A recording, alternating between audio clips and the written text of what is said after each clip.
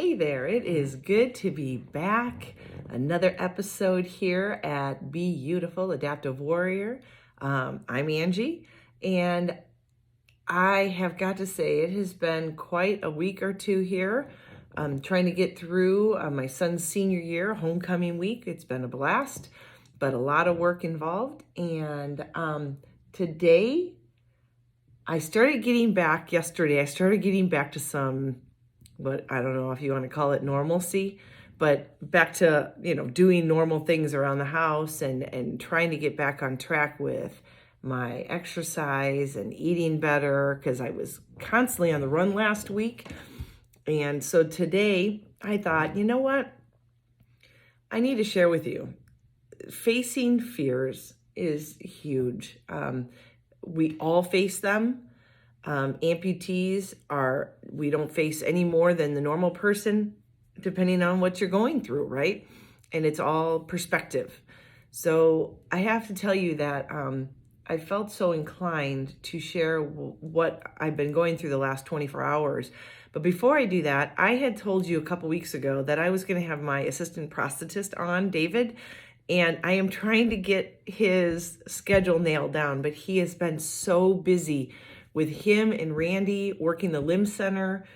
It is really hard to get a working guy working full shifts situated to even sit down and have an hour conversation. So I'm still planning on having him on. We are going to talk about managing expectations, which is highly important no matter what you're going through in life.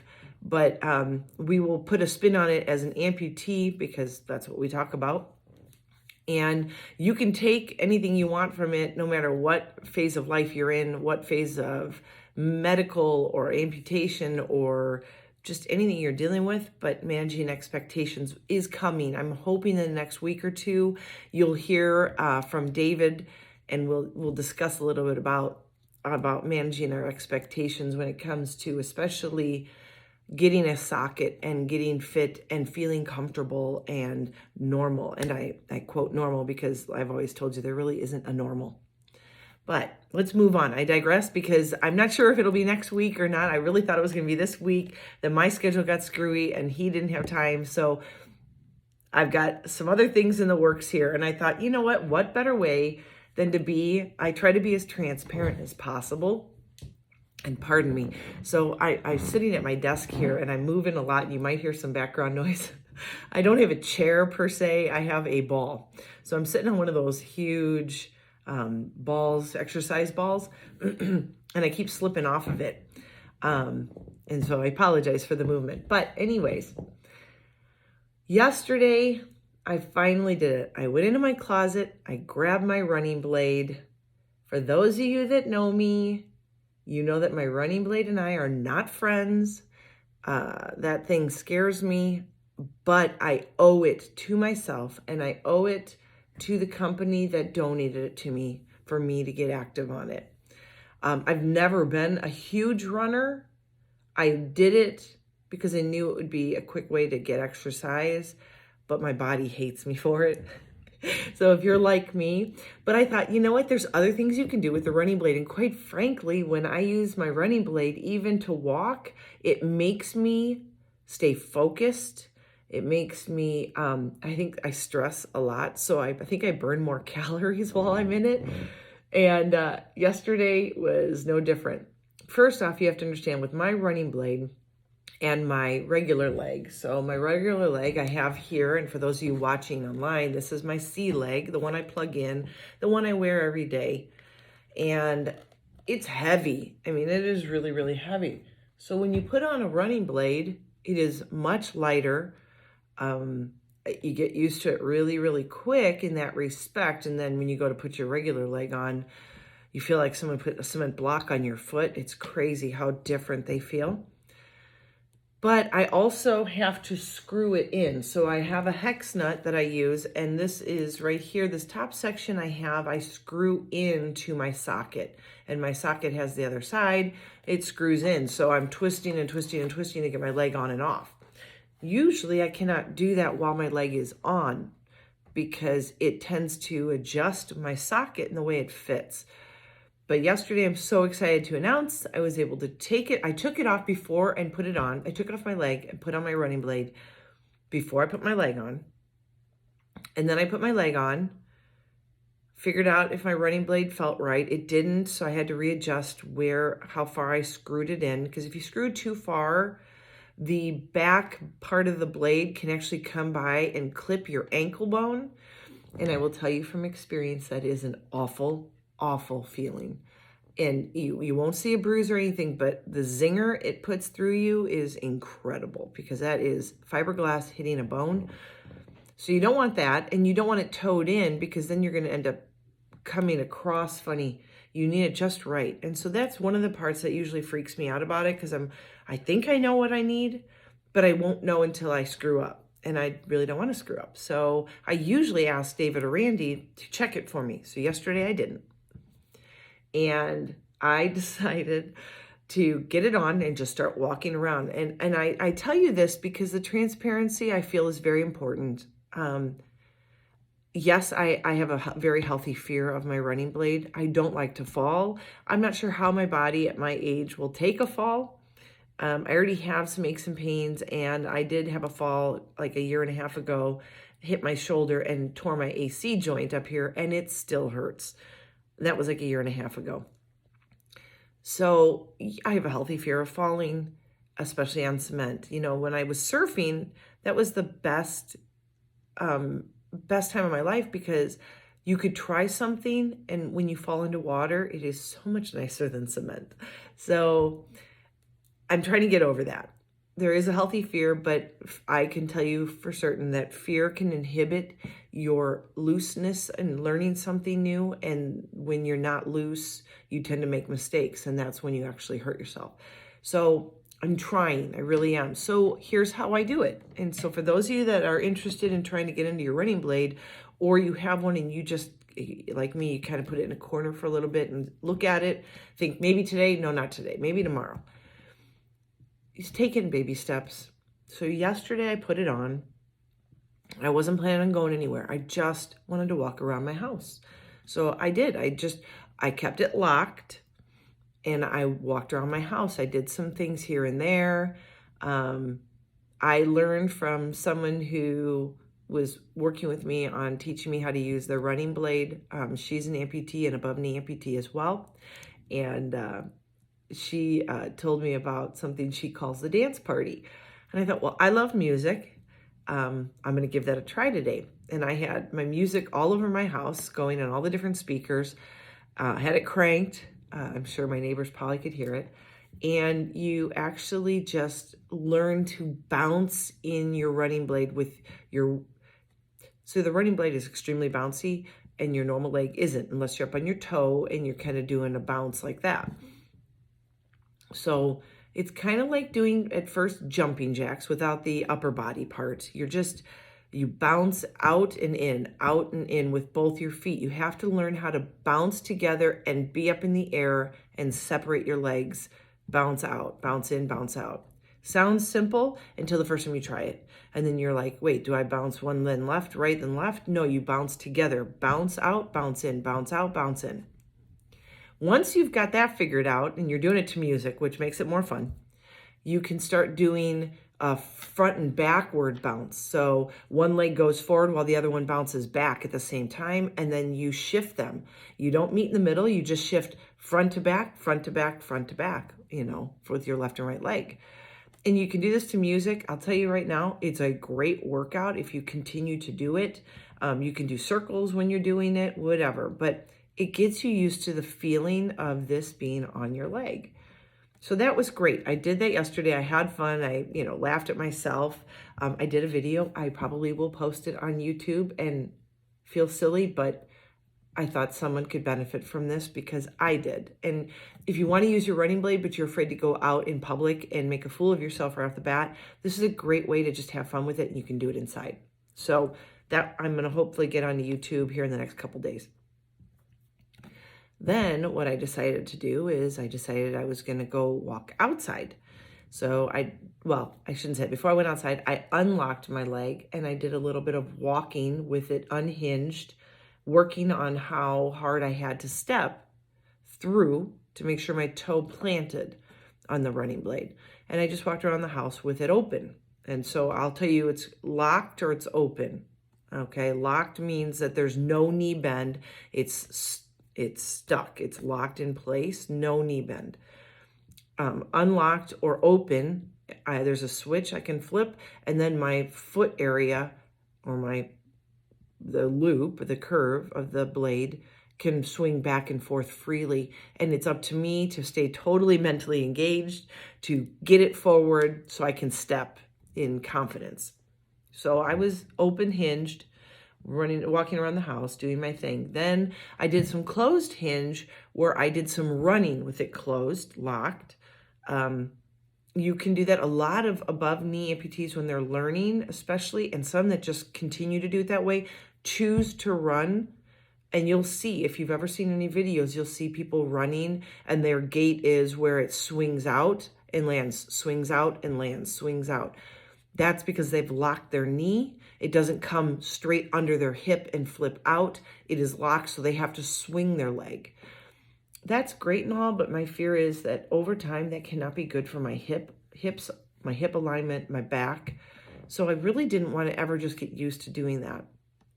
But for the sake of just getting used to running and feeling that moment of being totally in the air before a foot lands, I locked it and I did a little bit in my hallways in my house. Now that I'm at a ranch, I have like a track here. So it's great. I had room to go. Just as long as I don't fall into my grandfather clock, we're good. So I did that. Then I went outside and I kept it locked, went outside, went up my driveway. I have a very steep hill of a driveway. So I walked up that and then got up on the street and I did locked jogging a little bit in front of my house. You know, no one's around. It's a pretty peaceful neighborhood. So I did a little bit of that. And I decided, well, we're not going to unlock it today. I'm just not in the mood. I don't want to fall. Baby steps, right? I told you baby steps. Now you have to understand that when I first started learning how to run on my running blade a couple of years ago before my 10K at the Phoenix Rock and Roll Marathon, I tried to learn to run at night because I didn't want anybody watching me. Yes, I'm vain. Yes, I want to be perfect at everything I try. And no, I'm not perfect at this at all. As a matter of fact, when I watch the Paralympians that run and sprint in above knee prosthetics or 2 above knees, I'm in awe that they do that. And I keep thinking, oh, I hope they don't fall or wipe out because it would be huge. And they are just amazing to me. I'm like, I aspire to be just like that. I would be happy if I could just get out and do a healthy jog on a weekly basis. I think that would be amazing. So I'm working that way. So baby steps. So yesterday I did that. I decided, I'm feeling pretty comfortable. I actually went out to a store with my running blade on. I walked through the store with it locked, just so if I was shopping for something, I didn't misdirect my mind and forget to step through all the way. Because like I said, there is nothing worse than falling in a store, a grocery store, while you're holding onto a cart. And I didn't want to hit my face on the cart handle or whatever because I went down fast. So I just locked it. And then I came home and I thought to myself, you know what? The only way you're going to face your fears and really give this a go is if you get on a treadmill. We have a YMCA membership here in our area. I have not been to it in a while because I have a full-on workout studio right here, but I don't have a treadmill in a way to be secure and safe when I'm trying to run for the first time. Now, the better part of me said it would be much easier just to, wait till tomorrow. I'll just wait till tomorrow. But the person that's really, really stubborn decided it was time to face some fears. So I got changed, and me and my running blade actually went to the gym. Now, what I did is somewhere in there, I forgot, I had to go, I had an interview for something. So I ended up having to change into my regular blade, my regular walking leg. And that was cool because I was able to actually do that with my socket on. Like I said, normally I can't. But I did it with my socket on and I untwisted it. I'm so excited. I was able to put it back on. Everything worked great. Although I have to say I stumbled a little bit because my sea leg is so much heavier than a running blade. And I had been in my running blade for a while and got used to the weight. So there's always a learning curve, even for a few minutes. By the time I got to the car, everything was good. But anyways, I digress. I went to the Y, and for the first time ever, I had my running blade with me. I sat on the side of my car. I took my hex nut screw out and unscrewed my sea leg, undid that, which is really quite a sight actually, because I'm sitting there twisting my leg in front of me and my foot's going up and around and up and around. And took that off and then got my running blade on. Had to get readjusted because, like I said, after being in one leg or another, it takes a few minutes. So I didn't want to walk through the parking lot and be stumbling. And the parking lot was really, really like gnarly, like really bumpy. So I was like, don't hit an edge and go. So it was locked and I walked in real slow, swinging my leg. I checked in. I went straight for the treadmills. My heart now is totally racing. I am totally thinking about who's watching me, what do they think, how are they reacting. I'm trying not to make eye contact or connect. And I realized I forgot my AirPods, so I didn't have music. I'm like, okay, we're not doing well. It's been a while since you've been to the gym. You've forgotten routines. Found a treadmill. There was only a couple people on some of the treadmills there. There was a few young people working out. And I was like, okay, you can do this. So I get up on the treadmill and I'm just staring at it and I'm like, am I ready for this? Do I really, what happens if you trip and fall? I mean, God forbid. You've seen those hilarious workout gym videos where people watch other people and videotape and the person bites it because they went too fast on a treadmill and they whack their face and fly off. That is in my head. The only thing I'm thinking about, please don't be that person that is someone's video and everybody's laughing because you just bit it. You'd hope that there's a little bit more humanity to some of the people that are in the gym and maybe people going, wow, good for her for trying this out and being there. But I also know society, and I know that some people they think everything is hilarious and they don't think about the repercussions to their videotaping. So yes, I was probably thinking way too much about it, but that is me. And I wanted to be really honest with you that I was petrified. I mean, I was just literally terrified as I go, okay, you can do this. You know what? Just walk. That's what I said to myself. Just walk. You don't have to come and run on a treadmill. People walk on treadmills all the time. So I got my leg ready. I unlocked it, so it's an open hinge. I got a little bit loose there, and I just checked it out, make sure it's moving quickly and the way it's supposed to, hoping that I have it twisted on correctly because I did it in the parking lot. Started the button, quick start, starts at like 1 mile an hour. I'm like, okay, this is easy. Up a couple more, keep going. I'm at 2 miles per hour, still too slow. I'm getting warmed up. Get up to 2.5 miles an hour. I'm doing pretty good. Just went that for a little while and just got the feel, thinking, basically I was trying to talk myself into trying to jog. I am now got a complete death grip on the heart rate monitor in the front of me because I'm thinking, and I did, by the way, I did clip the stop thing just in case I did go flying off. I didn't want that to keep rolling. So I had that clipped to my shirt, safety first. And I'm walking and I'm trying not to see people, but I can see people are walking by and I'm hearing myself because I don't have my AirPods in and I can hear my running blade hitting really hard. So I'm trying to like make it sound like a normal gait. Bumped it up to 2.9. It was a good enough pace for me for this time because I know once I get over 3, I get into a really fast walk / too slow of a jog to actually get my body moving. And I wasn't really ready to commit to like 3.9 miles per hour. So I stuck at about 2.9 and did that for about 10 minutes. And I felt really good about myself. And I thought you know what? It's okay to just stop it at a walk today. And I did. 10.5 minutes in, I'm like, yep, that's all I needed. And, I'm like, okay, now is not the time to fall. So lock your leg, carefully get down, I don't know about you, but if you ever get on a treadmill, it feels really, really surreal about how you get off because your body's used to moving in a certain way. And then you have to slow down to get off so you don't trip and fall. I don't know if that's an amputee thing or if it's just a me thing. But, I take my time, got the wipe things to wipe down the handles because I literally was sweating all over those handles. And cleaned that off and then had to get back down off of it again. And I'm like, okay, you're doing fine. You know what? It's okay. You're going to leave. And then I saw the guy that checked me in and I thought, he's probably going, she's done already. She just checked in. So I was getting ready to say something to him and somebody goes, hey, I didn't know you go here. And I was like, hi. And it ended up being somebody from my son's school. And we sat and talked. And I thought, of course, this is how God would plan this because I'm a faith-based person. I know how things work for me. This is my belief. But we just sat and talked. She wanted to know about my situation. And she's like, I never got a chance to really ask you at school. There was always so much going on. And she just wanted to know my story. So we spent 15, 20 minutes out in the parking lot talking.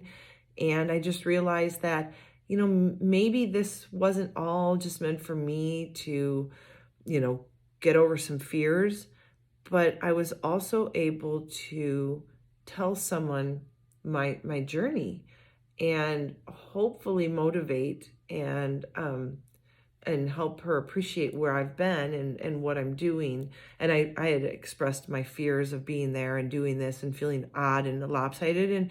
And then she, told me, you know what? I would bet anybody that's looking at you is probably looking at you going, wow, that's incredible. So, it did my heart good to hear somebody else's take when I shared my fears and my vulnerability with someone. I think it's amazing how we have an opportunity every moment we turn around to help somebody, motivate someone, and get someone on track to where they need to be or to appreciate what they have or appreciate where they're at. And I know she's dealing with her own issues. Not as visual as mine. Mine is obviously extremely visual, not having a leg. But hers, back issues and things like that. And it's hard to deal with pain, especially when pain isn't obvious to the outside person. So when you see people on the street, it was a really good reminder to me that not everybody we see that looks put together is all put together. To remember that we each have our moments and our days where we're not at our best, and it's okay. But it's not okay to judge other people and based on what they're doing or saying because we haven't walked in their shoes. We have no idea what they're experiencing at that moment. The person that is angry at you for taking too much time, or what about that person that gets out of a handicapped spot that doesn't look handicapped? We don't know. I mean, there's times I've used the handicapped spot. I mean, it's obvious to the person looking at me. There's a lot of times I don't feel handicapped and I feel bad if I use it, but there are times when I can barely walk like into the grocery store and I need that closer spot because my socket isn't fitting well. And so, you may not know that by looking at me because I'm sucking it up and doing my best to keep moving forward. And I just think it is such a great reminder that you guys may see me and see me doing all these wonderful things or wishing you could be there and not being in pain that you're in or not fitting in your socket or dealing with back issues or whatever. And you see me doing jump rope and here I am. But I'll tell you what, the fear I had yesterday with having my socket on in public and giving it a whirl was very high for me. And I want you to know that it's not easy. But if I don't face that fear, I will never improve. I can't become a runner as an amputee if I don't start running. If I don't learn to get in on a treadmill where it's safe first for me to start running and do that and make mistakes in front of people, that's for those of you that aren't amputees, you have no idea how much that stops the average person who's an amputee from doing anything adventurous. The fear of being judged, the fear of failure, the fear of looking like a fool in front of people, even though the majority of people would be like, wow, look at them try. Most of us are too afraid or too embarrassed to want to do that and fail in front of people. Do you want to fail in front of people whenever you try something? No, of course not. You want to look like you know what you're doing whenever you do something. So for me yesterday, getting in there and even walking 10 minutes was a victory. It was a baby step, but it was a victory. I saw it, I felt it, I know how it's going to go. Now I can go back, and maybe this time I crank it up and I try running. Maybe this time I'll feel better doing it. And so I just wanted to share that with you. It is on my heart, and I pray that my type A personality will carry me through and get me to a point where I will feel safe enough in that environment to give it everything I've got, even if I fail. I just pray that my failure isn't falling flat on my face on a huge machine, because it will be ugly. I mean, really ugly. So, I thought it was in my heart. I wanted to share that with you because it's real. It is, it's not a proud moment for me, but I will take the baby step that I walked in a parking lot in front of people with my running blade on for the first time in, maybe it's been a year since I've been out in public in it. And yeah, it probably has, because I had my TMR surgery last December, and I know I hadn't put it on since then because I was still trying to fit into my sockets that I had. And if you're not fitting in a socket to walk, you sure are not going to want to try running in something that's going to hurt. So it's been like a year since I've been in it, and definitely not in public. And, the baby step was getting through a parking lot in front of people, getting on a treadmill, knowing everybody's wondering how good of a runner I will be. Yeah, I probably disappointed a lot of people. They thought I was going to run and they could see an amputee running. Yeah, not yesterday. I was just proud of myself for actually getting on a treadmill and proving myself that I could walk. Then maybe the next time I can start a jog. So baby steps, small goals. Set small goals for yourself, especially if you're afraid. Fear is natural when you're trying to do something new. But if we don't try to overcome fears, then we'll never know what we're capable of. And there are great things at the end of those fears, and things that we can conquer that are going to be amazing. So maybe someday I'll be running and I'll be able to do a podcast on me running and a video. But until then, baby steps. So I guess what I would like to end with the call to action for this week is, you probably guessed it, what are your baby steps? We talk about goal setting all the time, and I know some of my call to actions feel almost repetitive, but maybe in this respect, there are two aspects we can take, something that I gleaned from yesterday. One, we don't know what other people are feeling, so we need to reserve judgment for the person who judges, and that is not us. We are not to judge one another.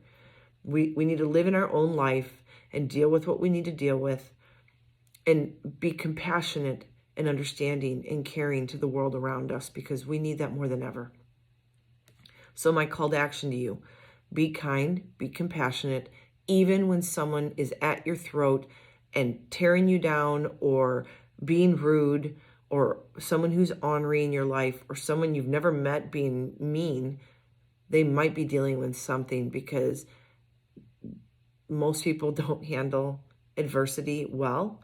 And if they're struggling with pain or struggles in their life, their relationships, their work, whatever, some people will just tend to take it out on whoever's nearest them.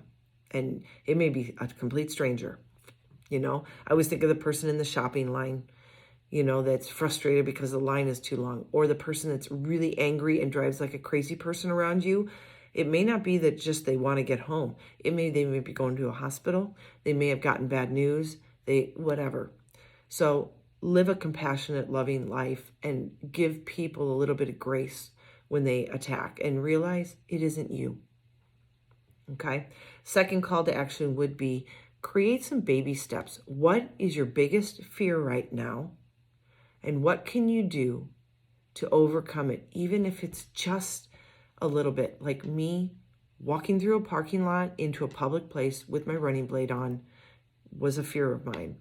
The second baby step was getting on a treadmill. The third baby step, actually using the treadmill. And I'm not to the running. So I went through a couple baby steps, and I can literally, without a doubt, say that I left yesterday feeling much better about myself. because I got over the first hump, and that is just getting out there with my running blade. So create some baby steps for you. Figure out what's holding you back and create a couple little baby steps, little goals, tiny goals. Just take it little by little. A goal is a goal. And if you have a fear of failure or a fear of embarrassing yourself, what can you do to just inch into it? Because you're not going to get over it if you just keep looking at it from a distance. And then you'll never hit that goal. You'll never be able to know what you're capable of. So until next week, I want you to be working on those baby steps, and I want you to be working on some compassion and some understanding for those people around you that maybe need a little more grace. And you may never know why they treated you the way they did, but understand that it wasn't you, that they're dealing with their own set of issues just like you have. So until next time, be healthy, be happy, be you.